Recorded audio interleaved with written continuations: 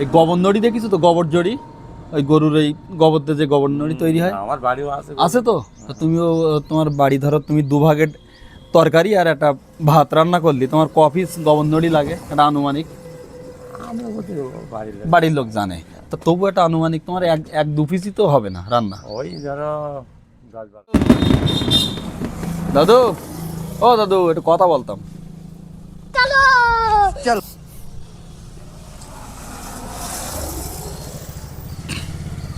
বসো, এখন বসো। কি মাজার দোষ নাই?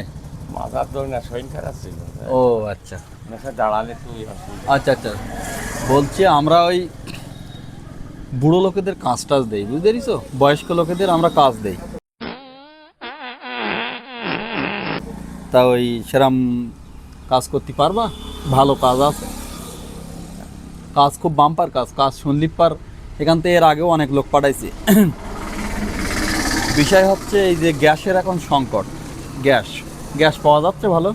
পাওয়া যাচ্ছে না। এখন ওই গ্যাসের সংকট বলি সরকার সরকার কর্তৃপক্ষ একটা মানে সিদ্ধান্ত নেছে, এত গ্যাস তো মানুষের দিয়ে পাচ্ছে না, বিরাট সমস্যার মধ্যে পড়ে গেছে।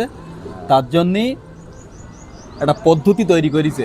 এই গোবর নড়ি দেখিছো তো? গোবর জড়ি, ওই গরুর এই গোবর দিয়ে যে গোবর নড়ি তৈরি হয়। আমার বাড়িও আছে। আছে তো? তো তুমিও তোমার বাড়ি ধরো, তুমি দুভাগের তরকারি আর একটা ভাত রান্না করলি, তোমার ক পিস গোবর নড়ি লাগে এটা আনুমানিক?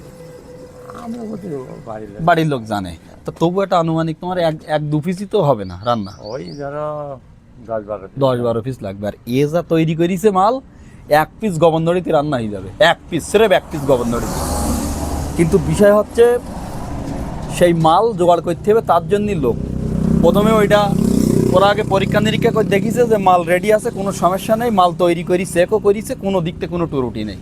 এখন আমি বুড়ো পাঠাইলাম, আমি প্রায় 7-8 জন বুড়ো অলরেডি পাঠাইছি, আর এদিকটা আর বেশ কজন নেবো। তোমাদের ওই এটা আঠুরিয়া তো, ওই বারে কটা বুড়ো নিছি। বিষয় হচ্ছে সুন্দরবন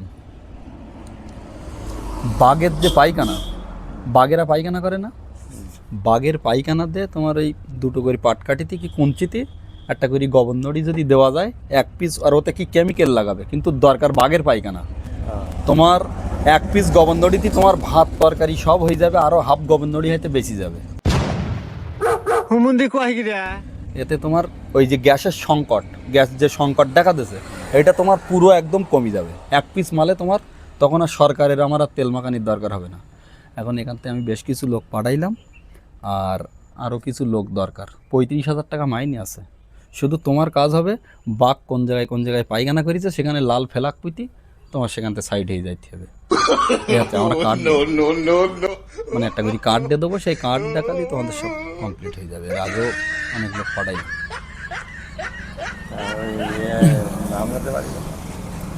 আমাদের বাড়ি নবেস্তি। হ্যাঁ হ্যাঁ, চেনা আছে তো? বলো দেখতে হবে কি বলিস, বুঝতে পারিস তো? বলো দিন কি কই, তোমার কাজটা কি বলো দিন আমি বুঝতে না, বলো দিন তোমার কাজ। আমি তো তুমি বুঝে এর আগে একটা বুড়ো এরকম বুঝতে পারিনি। আমি বুঝতে পেরেছি। তুমি বুঝতে পারিস তো? এর আগে একটা বুড়োর বলিছি এক, সে করিস আর এক। তুমি বুঝতে পারিস তো? বলো দিন কি বুঝতে পারিস বলো। আমি বুঝতে পেরেছি আমার হচ্ছে গিয়ে কাজ হচ্ছে গিয়ে বাঘের পায়খানার ওখানে, হ্যাঁ মানে চিহ্ন করতে হবে আর কি। হ্যাঁ, কি কি পড়তে বলি বলো দিন। সে লাল ফিলাক হোক সাদা ফিলাক হোক, মোটামুটি আমার চিহ্ন।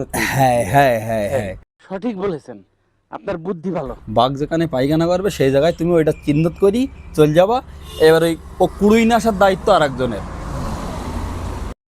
টাকা মাইনে আছে, তাহলে আর তোমার এই গ্যাসের দিক থেকে কোনো সমস্যা হবে না। মানে গ্যাস সরকার দেখ আর না দেখ, কোনো ট্রাবল নেই।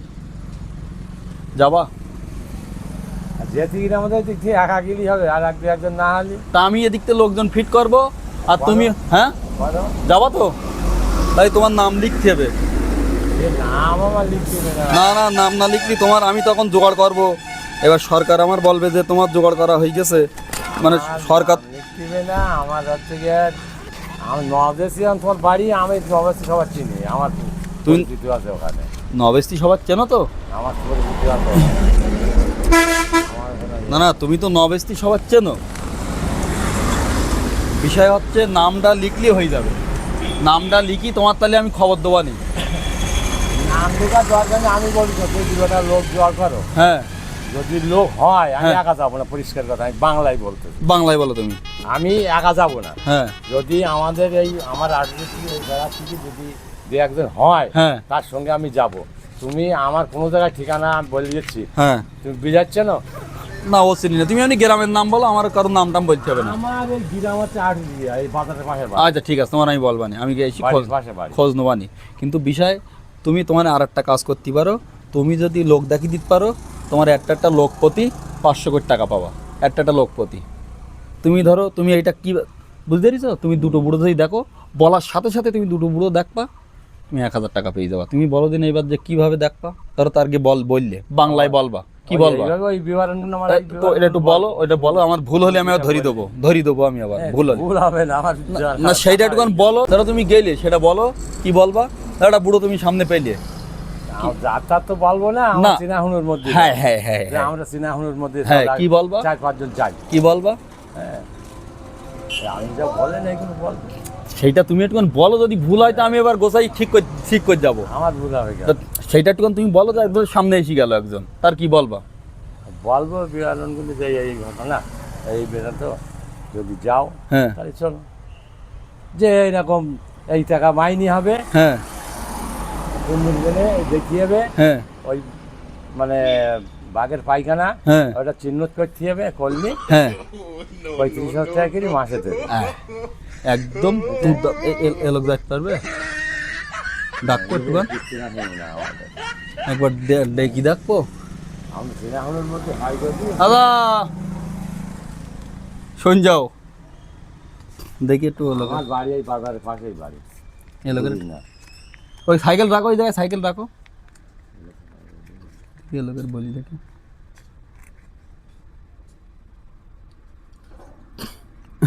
দেখি যদি হয়। অবশ্যই যে হচ্ছে গিয়ে ভাড়া শেয়ার আছে। বলছি কি, আপনার হচ্ছে কাজে যাইতে পারবা, কাজ করতে পারবা?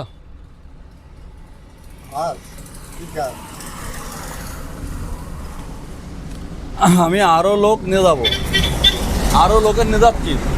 কোন জায়গায়? এ হচ্ছে তোমার কাজটা আগে শোনো। বিষয় হচ্ছে তোমার এই যেসব